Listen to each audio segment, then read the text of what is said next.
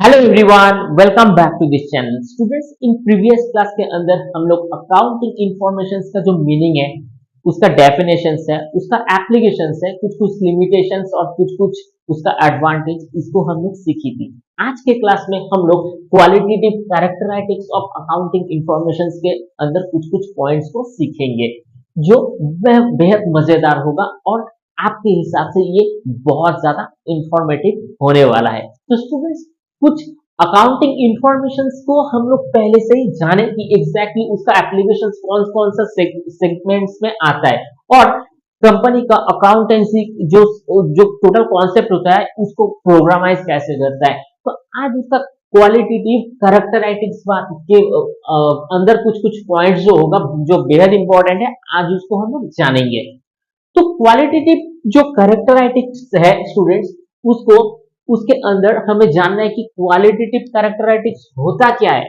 Students, qualitative characteristics का मतलब ये होता है कि अगर एक कंपनी के पास अकाउंटिंग इंफॉर्मेशन सही होगा या गलत होगा, तो वो दोनों हिसाब से उसका इंपैक्ट कौन कौन से सेगमेंट्स में, कौन कौन सी जगह में उसका गुड इम्पैक्ट और नेगेटिव इम्पैक्ट क्रिएट करेगा।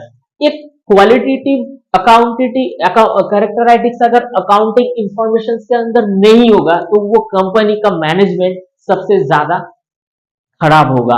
वो कंपनी का बदमाश मैनेजमेंट जो है, वो जो जितने इन्वेस्टर्स का जो पैसा है उसको लेकर के भागने का सोचेगा। वो कंपनी कभी भी लॉन्ग रन के अंदर अच्छा नहीं कर पाएगा। वो कंपनी कभी फ्यूचरिस्टिक हो ही नहीं सकता है। उसका जो सामान है जो बिकेगा मार्केट में या बिकने के लिए आएगा, उसमें आप बिल्कुल भरोसा नहीं कर पाओगे।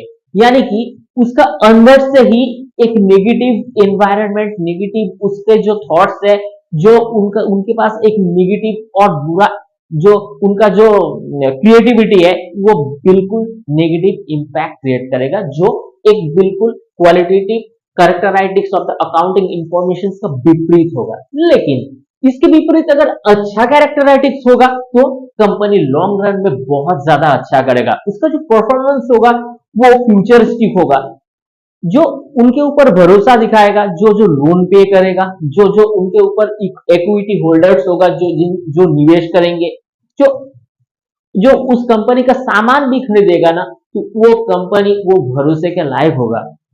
उसमें बहुत ज्यादा डिपेंडेंसी होगा।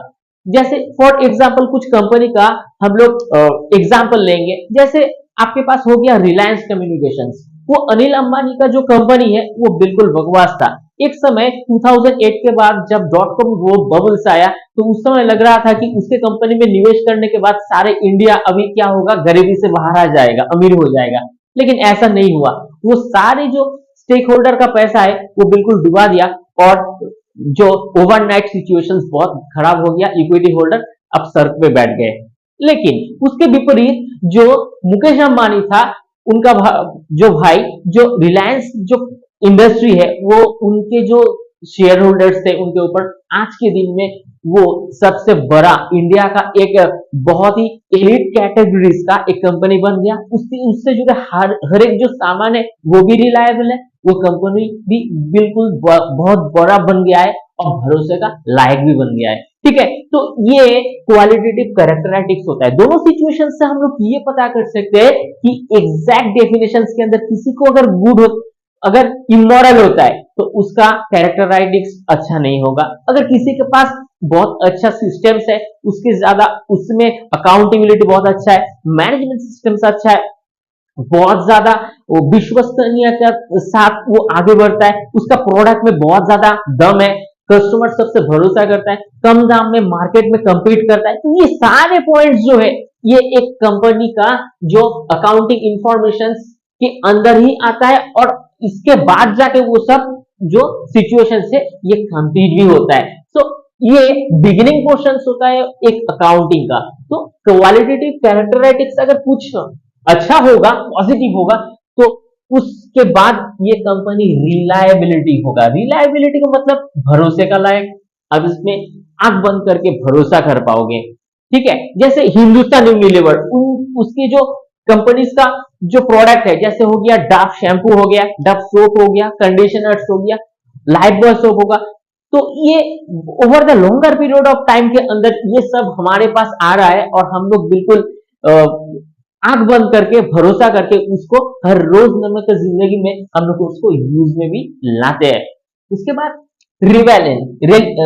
रेलिवेंस, जो आपके पास रेलिवेंट होगा, क्वालिटी जो अकाउंटिंग इंफॉर्मेशन के अंदर अगर क्वालिटेटिव कैरेक्टरिस्टिक अच्छा होगा तो जाके उसमें रेलिवेंसी आएगा। माने आपके पास उस चीज का जो आपके पास जो लॉजिक है वो बिल्कुल इररेलेवेंट नहीं होगा, एकदम उसके हिसाब से उसके मुताबिक से आपके पास जो उस सारे टॉपिक्स एंड प्रेजेंटेशन होगा। Next, understandability.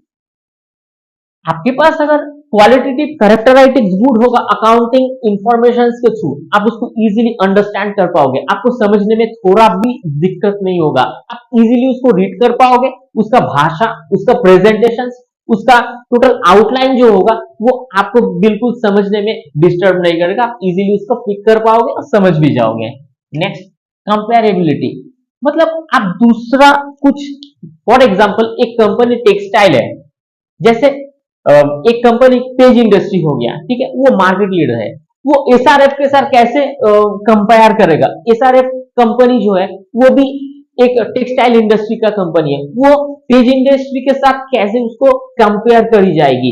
ठीक है, उसको कौन कौन सा पैरामीटर्स है जो मीट करना पड़ेगा, तो ये कंपैरिजन से आता है और इसको ही हम लोग कंपेरेबिलिटी बोलते हैं। हम किसी के हर किसी के साथ कंपेयर कर सकते हैं कि हम पीछे कहां पे है, हमारा परफॉर्मेंस में कमी कहां से रह गया, कौन कौन से जगह में हमें मेहनत ज्यादा करना है, ये सब आता है कंपेरेबिलिटी। तो स्टूडेंट्स, मोटा मोटा हम लोग ये जाने अब इनका जो जो अंडरलाइन बॉटम लाइन थीम होगा वो कौन कौन सा है। जैसे फॉर एग्जाम्पल ऐसे जैसे इसमें रिलायबिलिटी, तो स्टूडेंट्स यहाँ पे जो फेथ रिलायबिलिटी के अंदर यहाँ पे फेथफुल रिप्रेजेंटेशन होता है।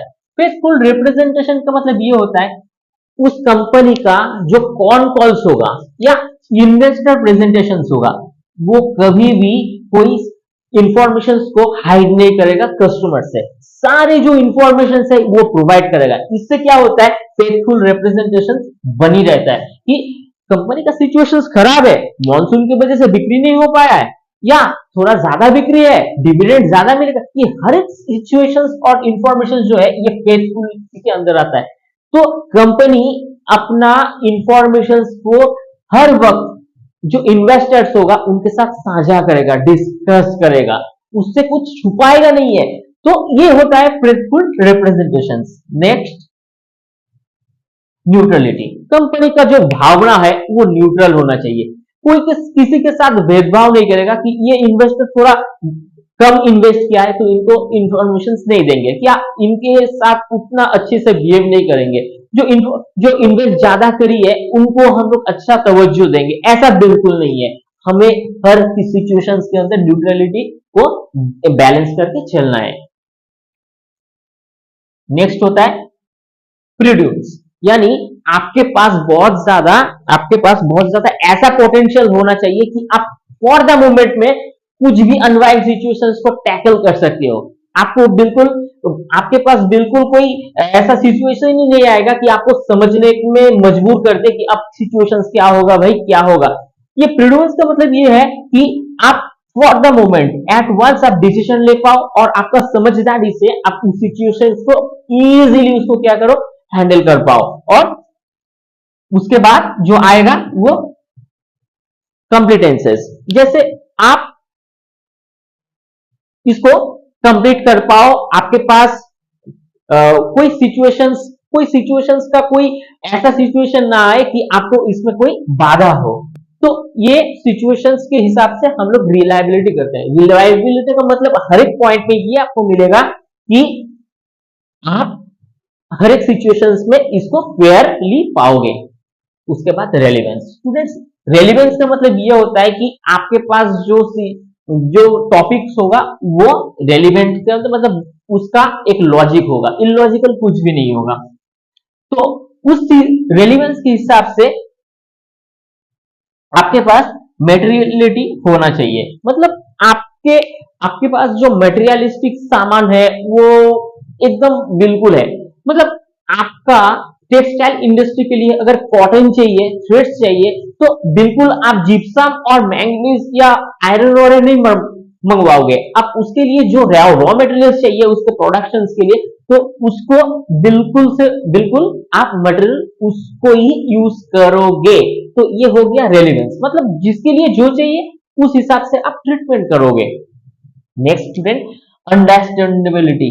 अंडरस्टैंडेबिलिटी का मतलब ये होता है कि यूजर्स एबिलिटी, आपके पास दमखम कितना है, आप वो कर पाओगे क्या, ये प्रोजेक्ट आपको उतना ज्यादा टेंशन तो नहीं देगा क्या, उतना ज्यादा मैन पावर है क्या, आपके पास जो टेक्निकल यूज हो रहा है वो मॉडर्न टेक्निक को बिल्कुल ज्यादा कंपीट करता है, आपके पास जो टेक्नोलॉजीज है उसमें कोई प्रॉब्लम तो नहीं आएगा, आप समय से पहले अपना क्लाइंट को सामान डिलीवर कर पाओगे कि नहीं। तो ये सारे चीज जो है यूजर एबिलिटी के अंदर आता है, जो अंडरस्टैंडेबिलिटी के अंदर ही आता है। नेक्स्ट पॉइंट स्टूडेंट्स हम लोग देखेंगे कंसिस्टेंसी, जो एक कंपेरेबिलिटी के अंदर आता है। आप कंपेयर कर पाओ। फॉर एग्जाम्पल हम लोग यहाँ पे एग्जाम्पल ली थी कि पेज इंडस्ट्री एंड एसआरएफ के साथ हम लोग देखेंगे कौन सा कंपनी है जो कंसिस्टेंसी दिखाया, क्योंकि हम लोग जानते हैं कि consistency in progression will be out recession and depression. आप कंसिस्टेंसी अगर मेंटेन कर पाओगे तो किसी भी सिचुएशंस के अंदर, जितना भी सिचुएशंस बुरा हो, आप कंसिस्टेंसी अगर होता है तो इंप्रोग्रेशन आप बिल्कुल कर पाओगे, जो आपके पास एक दिन बहुत ज्यादा आप अच्छे सिचुएशंस में आ जाओगे। सिचुएशन जितना भी खराब हो, अनवाइंड हो, जितना भी वॉलेटाइल हो, जितना नेगेटिव हो, आप कंसिस्टेंसी दिखाई, तो दिखाने के साथ साथ ये कंपनी एक दिन बहुत ऊपर की ओर ही जाएगा। Next, disclosure.